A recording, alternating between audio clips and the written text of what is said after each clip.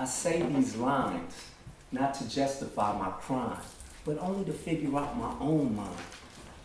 You see, on the streets, I was known as baby gangster, baby loc, or baby crip.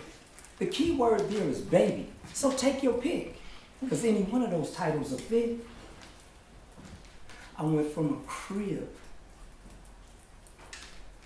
to a cell.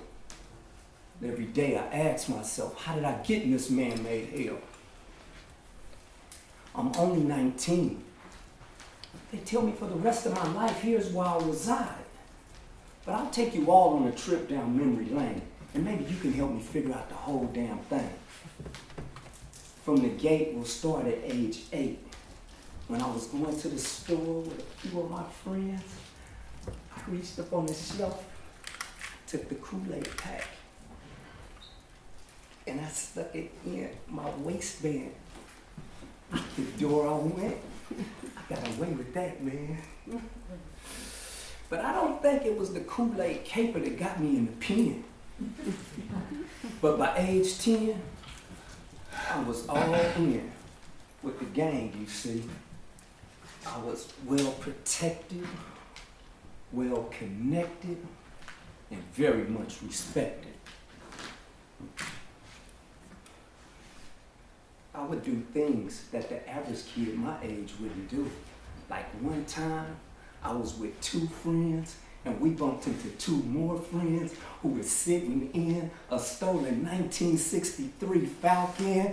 Oh, look, wait a minute, let me drive. That car looks about my size.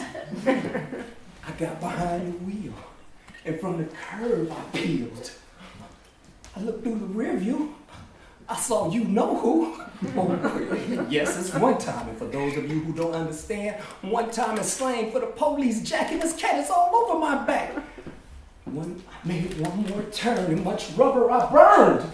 I crashed into the fence, and the woman on the porch said this: Earl, call the police. These kids done knocked down my fence again.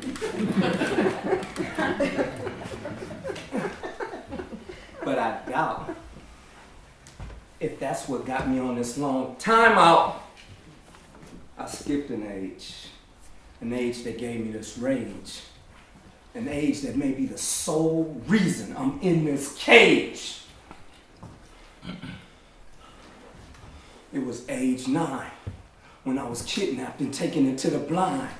The only word that I'll use is that I was abused, and that shit never made it to the evening news. But like the Juice, the hero of the time, I broke fast and wide till I made it to my home line. I didn't utter a word. Straight to the kitchen, I grabbed a knife. No more Kool-Aid in this waistband. Only guns and knives, my friends. A few days had passed before I could tell my mother about the past.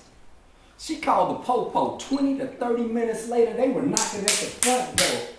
The only time that I would ever see a police as a friend, so we let them in.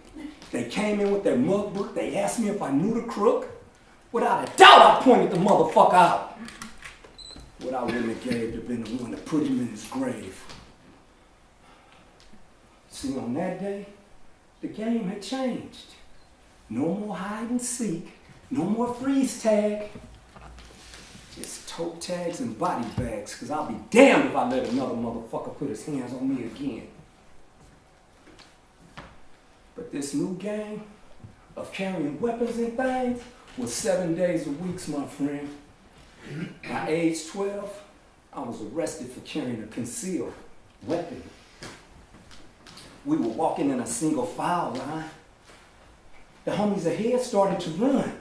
So we broke out the gun thinking it was time. Freeze, hands on your head, the police said. We lucky these 2 white boys didn't shoot us dead. Whose gun is it? He asked as he walked down the line. I was reluctant to tell him that it was mine. But they didn't hesitate to put the handcuffs on me down to the very last click. They didn't fit. They kept sliding off and shit.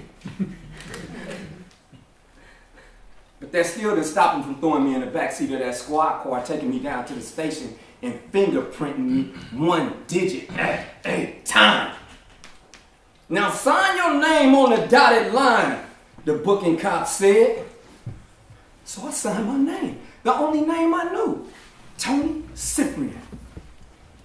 He looked down at the card and he ripped it apart. He said, I'm gonna fingerprint you just one more time. And this time I want you to sign your real name on the dotted line. I stood there. He fingerprinted me all over again. I stood there hesitating, full of fear. He said, what's wrong? You can't spell your name? He took a pencil and stuck it in my hand and he scribed out these 7 alphabets, ones I'll never forget. A-N-T-H-O-N-Y. That's your name, nigga. Now sign on the line.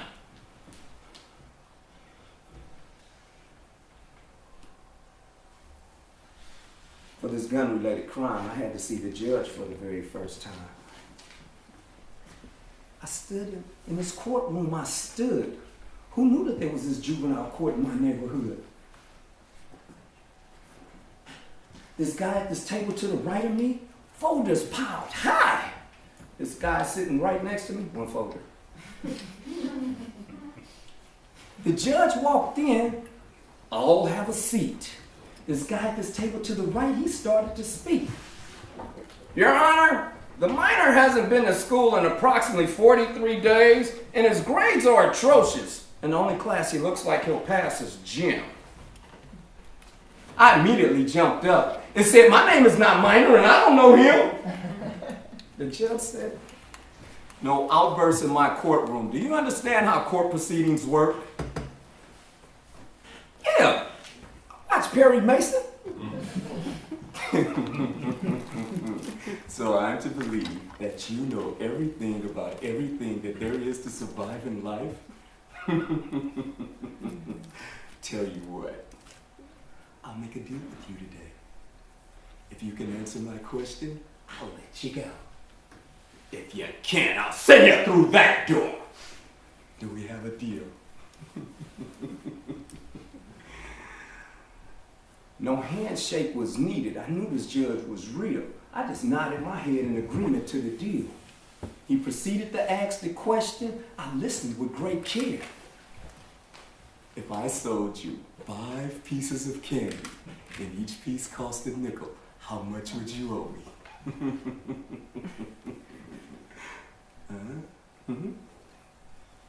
Now the answer was easy as 1, 2, 3, but for the life of me, I couldn't say a quarter. I turned around to look at my mother. No help from the mother, please. I just threw my hands in the air, and the cuffs still didn't fit. By age 13, I was waiting at the bus stop. I was running late this morning, so I was the only one. But in my backpack, I kept this .45 tool because I was headed to school. This bus route, it took me through many enemy territories where they all wore red. And if I were ever caught slipping, I could end up dead. And y'all know the rules of the street. Look, it's best to be caught with one than without one. Hey, low cuz, you'd rather be judged by 12, my nigga, than carried by 6. On this particular day, this fool in this station wagon pulled to the side.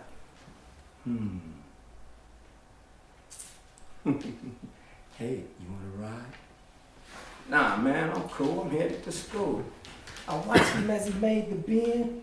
2 or 3 minutes later, he came back again.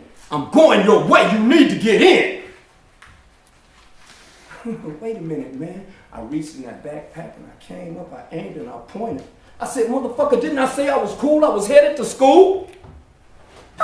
You should have saw him burn rubber getting away from me and that tool. I was shook up and distraught, so I headed back home. I called my mother on the telephone. I told her the situation. She called the police station, and they had to ask me, did you get a make and number and license plate? No! But the very next day, I had a gangster's escort to school, 4 lowriders, and everybody had tools. We rode through enemy territory looking for this fool. By the time I got to school, everyone knew I was cool. By age 15, I was involved in yet another crime. It was the meat slicer thievery this time.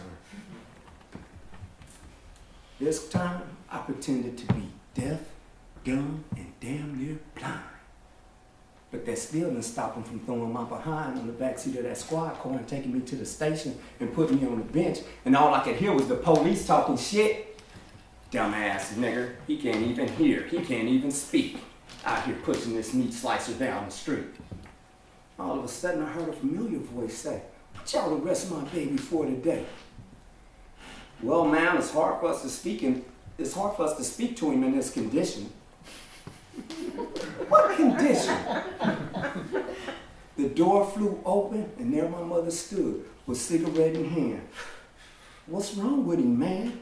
She walked over to me and slapped me on the head. "Well, you better tell him where you got that meat slice. I got it out the alley, mama." You should have saw the police face turn red.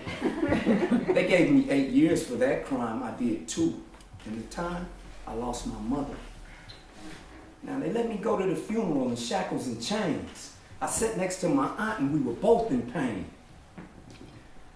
All of a sudden, I felt a hand on my shoulder. The air grew colder. I look up to see a man who was older. I asked, "Who the hell are you?" "I'm your father," he said. "Motherfucker, I thought you was dead." My aunt patted me on the hand and said, "This is not the time. Pay your respects to your mother for the very last time." So I did.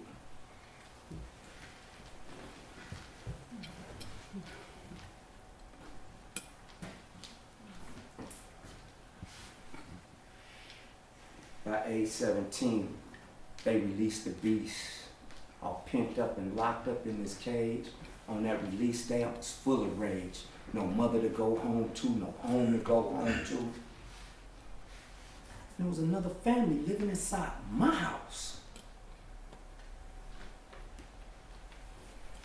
I had this parole agent telling me, "Anthony, don't trust your family." And I had my family saying, "Boy, you better not trust that parole agent." So I said, fuck the both of them. I went back to a lifestyle that I knew.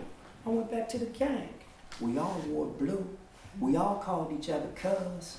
We didn't like you if you wore red. We didn't like you if you said blood. With all my anger wound up tight, being with the homies just felt right. And that family that lived in my house, they moved out. I moved back in with no gas, no water, no lights. I was sleeping on the cold floor. And one night I heard a knock at the door. "Cuz, the homie just got shot by them fools up the block." Nigga, I've been home 5 months. I've been to 2 funerals. I'm tired of this shit. Tomorrow, we going back. And what I mean by back, we finna let them have it. So we did. 6 days later, I was arrested for a gang-related homicide. 9 months later, I was tried. "Will the defendant please stand?" said the judge with gavel in hand. "It is hereby she said, "You've been a very busy young man. It is hereby the order of this court that I sentence you to the maximum sentence prescribed by law." It felt like she just hit me in the jaw. My knees grew weak. She had just given me more time than I've been alive. But here I sit in a California pen with 26 years to life, my friend. And the cuffs, they now fit.